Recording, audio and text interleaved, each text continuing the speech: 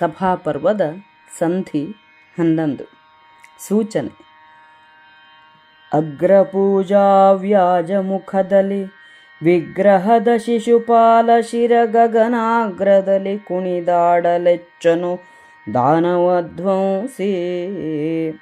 ಅಗ್ರಪೂಜೆಯ ಒಂದು ನೆಪದಿಂದ ಶಿಶುಪಾಲನೊಡನೆ ಯುದ್ಧ ಮಾಡಿ ಶ್ರೀಕೃಷ್ಣನು ಅವನ ತಲೆಯನ್ನು ಆಕಾಶಕ್ಕೆ ಹಾರಿ ಹೋಗುವಂತೆ ಚಕ್ರದಿಂದ ಸಂಹರಿಸಿದನು. ಕೇಳು ಜನಮೇ ಜಯಧರಿತ್ರಿಪಾಲ ಸಹದೇವನ ವಚೋಗ್ರವ್ಯಾಳ ವಿಷವೆಡೆಯಲ್ಲಿ ಸಿಲುಕಿತು ಮನ ಮಹೇಶ್ವರರ. ಸೂಳು ನೆನಹಿನ ಸುಳಿ ಮನದ ಸಮಪಾಳಿ ಕೋಪದಲಳಿದ ಮೌನದ ಮೇಲೂ ಬುದ್ಧಿಯ ಜೋಡಿ ಬೇರೊಂದಾಯ್ತು ಭಾವದಲ್ಲಿ. ಕಿವಿವಳೆಯ ಮೋರೆಗಳ ಮುಷ್ಟಿಯ ಬವರಿಗಳ ಕಡೆಗಣ್ಣ ಸನ್ನೆಯ ಸವಡಿಗೈಗಳ ನಂಬುಗೆಯ ಮನದ ಬೆಸುಗೆಗಳ ಅವಸರದ ಮೈತ್ರಿಗಳ ಮಂತ್ರಿಪ್ರವರ ವಚನೋಪೇಕ್ಷೆಗಳ ರಣದ ಬಕದಲ್ಲಿ ಕಳವಳಿಸುತ್ತಿರ್ದುದು ಕೂಡೆ ನೃಪಕಟಕ. ಪರಿಣಿತರ ನುಡಿಗಳನ್ನು ಕಿವಿಯೋ ಕರಿಸಿದವು ದುರುದುಂಬಿಗಳ ಬಾಹಿರರ ನುಡಿಗಳ ನಡಿಗಡಿಗೆ ಕುಡಿದು ತೇಗಿದವು.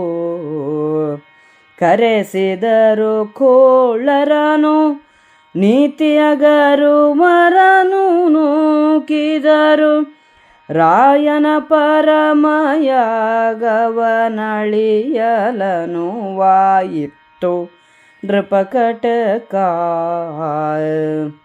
ನೀವು ಪರಿಯಂತೇಕೆ ನಿಮ್ಮವರಾವಲೆ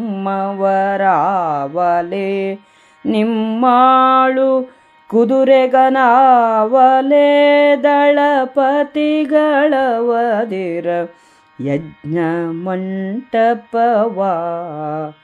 ಆವ ಬೇಗದಲರು ಹೂವೆನು ಚಿತ್ತಾವದಾನವ ಮಾಡಿ ಎಂದು ನೃಪಾವಳಿಯ ಶಿಶುಪಾಲ ಸಂತೈಸಿದನು ಸಾಮದಲೇ. ಜನಮೇಜಯ ರಾಜನೇ, ಕೇಳು. ಸಹದೇವನ ಉಗ್ರವಾದ ಮಾತುಗಳೆಂಬ ಹಾವಿನ ವಿಷದಲ್ಲಿ ರಾಜರೆಲ್ಲರ ಮನಸ್ಸು ತೊಡಕಿತು. ಮತ್ತೆ ಮತ್ತೆ ಮರುಕಳಿಸುವ ನೆನಪು, ಸುತ್ತುವ ಮನಸ್ಸು. ಈ ಮನಸ್ಸಿನ ಭ್ರಮಣೆಗೆ ಸರಿಸಾಟಿಯಾದ ಕೋಪ.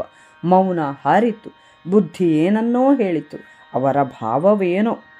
ಕಿವಿಯಲ್ಲಿ ಮುಖವಿಟ್ಟು ಪಿಸುಗುಡುವ, ಮುಷ್ಟಿಗಳನ್ನು ತೋರಿಸುವ, ಕಡೆಗಣ್ಣಿನ ಸನ್ನೆಗಳ ಜೋಡುಗೈಗಳನ್ನು ಹಿಡಿದು ನಂಬಿಸುವ, ಮನಸ್ಸುಗಳು ಕೂಡುವ, ಅವಸರದಿಂದ ಸ್ನೇಹ ಮಾಡಿಕೊಳ್ಳುವ, ಮಂತ್ರಿಗಳ ಮಾತನ್ನು ಕಡೆಗಣಿಸುವ ರಾಜರು ಯುದ್ಧ ಮಾಡುವ ತವಕದಿಂದ ಕುದಿಯುತ್ತಿದ್ದರು. ಚೆನ್ನಾಗಿ ತಿಳಿದವರ ಮಾತುಗಳನ್ನು ರಾಜರ ಕಿವಿಗಳು ತಿರಸ್ಕರಿಸಿದವು. ಸನ್ಮಾರ್ಗಕ್ಕೆ ಹೊರಗಾದವರ ಮಾತುಗಳನ್ನು ಕುಡಿದು ತೃಪ್ತಿಗೊಂಡವು. ನೀಚರನ್ನು ಕರೆಸಿದರು, ಘನತೆಯುಳ್ಳವರನ್ನು ದೂರಕ್ಕೆ ನೂಕಿದರು. ಯುಧಿಷ್ಠಿರನ ಯಾಗವನ್ನು ಕೆಡಿಸಲು ರಾಜರ ಸಮೂಹವು ಸಿದ್ಧವಾಯಿತು.